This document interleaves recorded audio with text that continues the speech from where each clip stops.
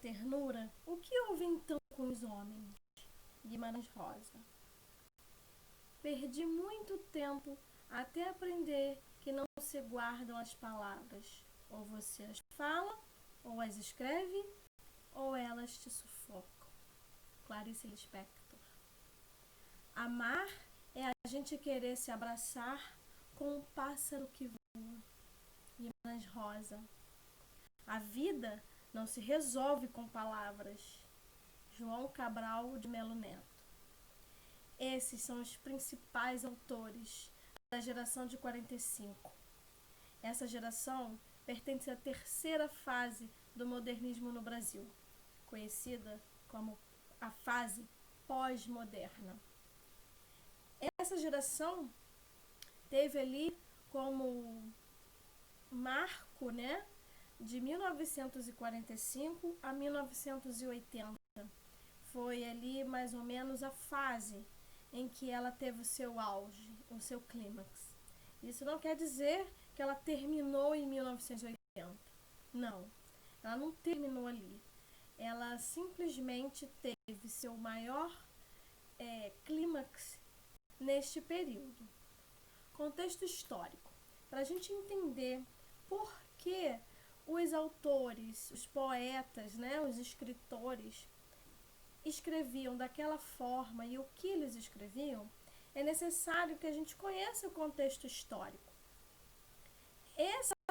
Essa data, esse período que abrange a terceira geração, vai pegar ali alguns eventos históricos que transformaram a humanidade. O primeiro evento histórico que tem ali na tela foi o fim da Segunda Guerra Mundial. Imagine como estava a cabeça do ser humano nesta época. E aí depois veio a Guerra Fria. O Brasil era aliado dos Estados Unidos contra o comunismo. Então ali houve prisões, exílio e queima de livros. Muitos dos nossos escritores foram exilados, presos nesta época. Os livros foram queimados em praças públicas. Tivemos ali também o fim da Era Vargas, né, do Estado Novo, a morte de Getúlio Vargas, o governo de Juscelino Kubitschek, com o crescimento industrial e urbano, e também o êxodo rural. Mudanças no cenário cultural, o Teatro Brasileiro de Comédia, em 1948, é iniciado. O rádio, nas décadas de 30, 40 e 50, tiveram assim a sua supremacia. Depois, em 1950, a chegada da televisão. Então, a arte interativa se alia à mídia em busca do público. A arte agora estava aliada à mídia para a sua divulgação e o alcance de mais apreciadores. Quais são as principais características dessa geração? A arte preocupada com a palavra. A palavra ganha significados múltiplos e a forma também é valorizada, o academicismo e o formalismo. Há uma ruptura com as gerações anteriores, as gerações de 22 e de 30. A geração de 22 ali com todo o seu radicalismo, querendo assim anular toda a literatura que tinha sido escrita até então. A fase de 45 é mais amadurecida porque é menos liberal e mais conservadora. O cotidiano temático é o auge dos textos. Vai aparecer ali uma temática social e humana, individualidade extrema, ou seja, as histórias e os poemas estarão em torno das histórias do dia a dia das pessoas. Há uma influência do parnasianismo e do simbolismo. Do parnasianismo em relação à formalidade, né? A valorização da literatura com todos os seus padrões clássicos. E do simbolismo com a ideia subconsciente, de trazer à tona as crises existenciais do ser humano e fazer os leitores refletirem a respeito disso. Traz também muitas inovações linguísticas, o uso da metalinguagem, onde a palavra se explica a si mesma.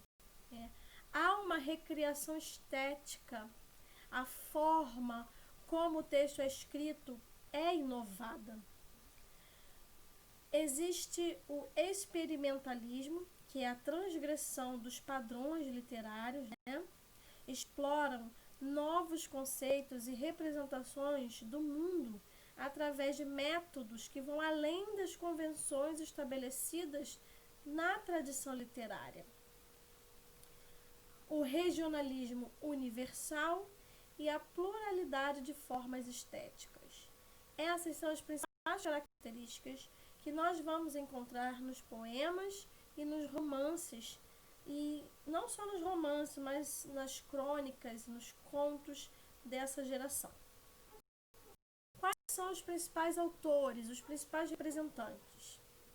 A poesia, ela vai trazer ali uma carga mais voltada ao passado acadêmico, um vocabulário mais erudito, um formalismo clássico, apresentando rimas, métricas, formas fixas como os haikais e os sonetos.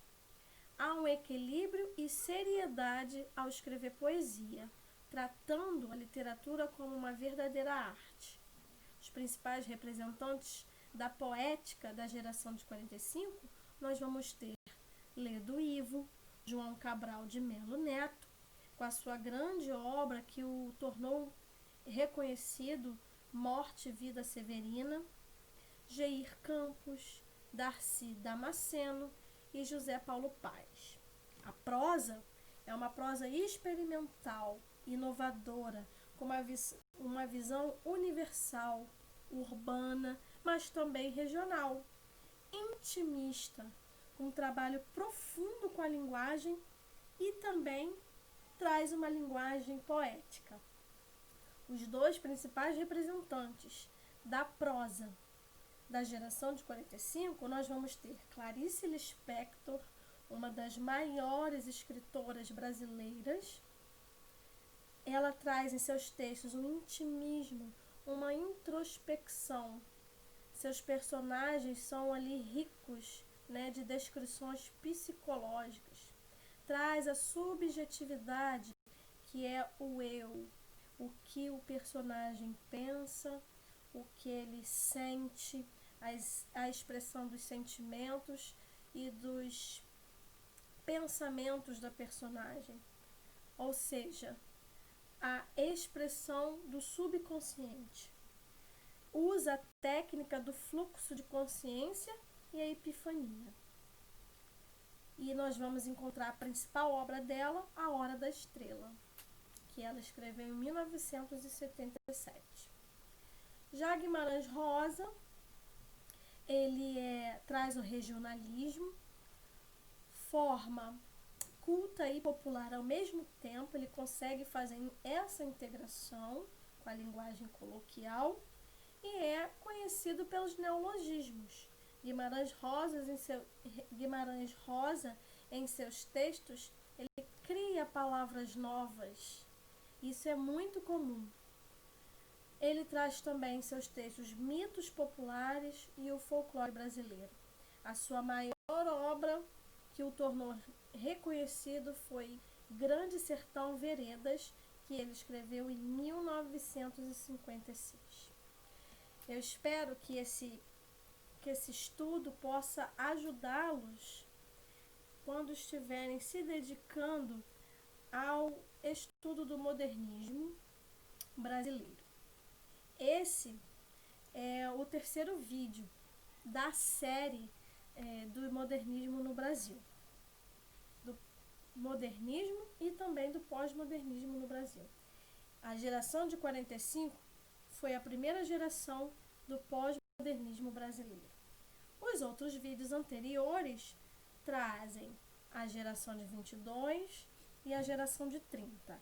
E depois nós veremos a literatura contemporânea brasileira. Bons estudos para vocês e até o próximo.